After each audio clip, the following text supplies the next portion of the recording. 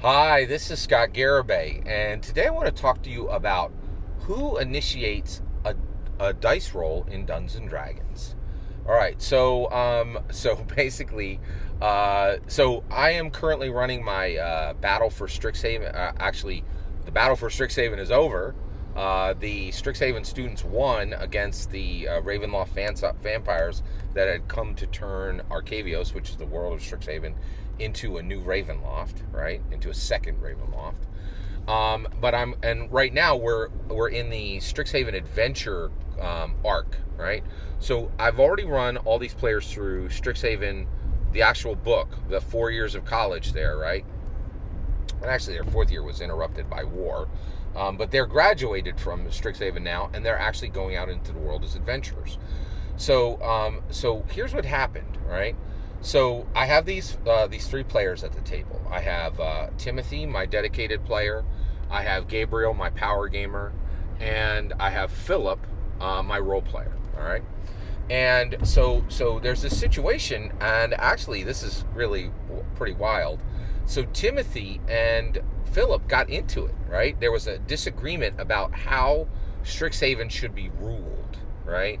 And because after the war, there was a discussion among all the player characters and some of the non-player characters about who would be the new professors, who would be the new deans, because a lot of them had died in the war. And so my player Timothy really gets into it with my player, my role player Philip. Philip had decided to make what he wanted to do was make a new martial school. So Strixhaven has 5 schools.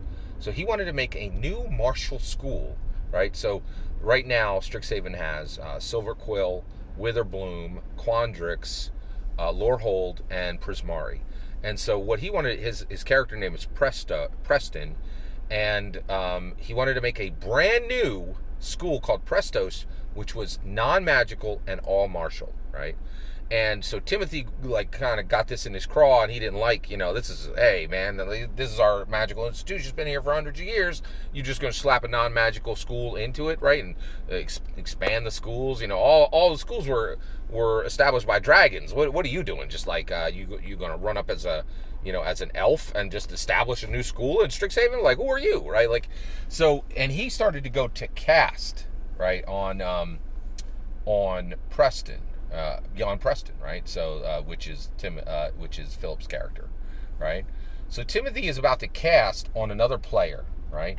And he says, and what he does is he says, I am going to, and he wants to.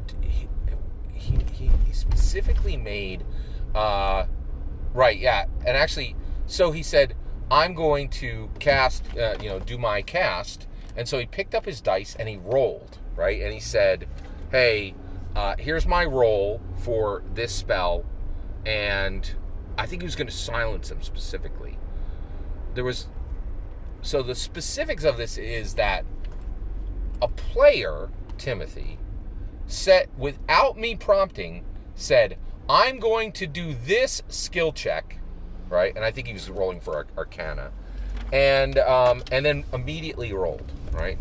Now, first of all, I was torqued. I was bent. I do not like that. I do not like that at my table, right? Because the reality is, in my opinion, no player ever has the right to call for a die roll. That is the privilege of a dungeon master. That is not the place of a player to call for a dice roll, right? And then so he is declaring a die roll, right, on himself, and then rolling and announcing the result to me for specifically to be adjudicated by me as the judge, the dungeon master, right? And I was like, whoa, man, that's and it wasn't about him attacking another player character or casting on another player character, because I think he was just going to do silence. But it was like, hey, die rolls are the purview of me, right? Not you. Right? Now, I let it go. I did not call him out on it, right? And the reason why was we were in this really intense role-playing scene, right? And basically, oh, wait a sec. You know what? I think, actually, here's what happened. I actually said to him, wait, I was like, wait, are you sure you want to do that, right? And here's why, right? You guys just had a war, right? And that war was against another player character. There was player characters doing player characters. So I'm like, a little bit of this is on me because, did I invite player character versus player character by having this, gigantic war between two player characters? Yeah, I get that, right? And then I said, hey, listen, first of all, do you really want to do this? And the reason why is, if you instigate player character versus player character combat, essentially, and casting on somebody, they don't know what you're going to cast. So combat could absolutely incur. Just understand the reality, the weight of what you're doing, right? And then Timothy was like, okay, I'll do something different. But the roll had already happened, right? So so I want to parse this out, right? I don't really care about the player character versus character action. I can handle that in my game. What I don't know is, does a player have a right to call for a skill check, roll that skill check, and ask the dungeon master for an adjudication of it, right? This is highly alarming to me. I'm very concerned with this, right? Because the reality is, I feel like a player is stepping on the purview of a dungeon master. However, here's the issue, though. I have so much power, right? And I can ask for rolls whenever I want, right? Maybe it's okay to let a player do this, right? It's a challenging call. I'm not sure what the right answer is. I'm crafting my opinion on it right now. But the reality is, I'm incredibly blessed to have 1,800 brilliant Dungeons & Dragons players and dungeon masters as subs. And I'm asking you, I'm not sure of this one. So here's the question.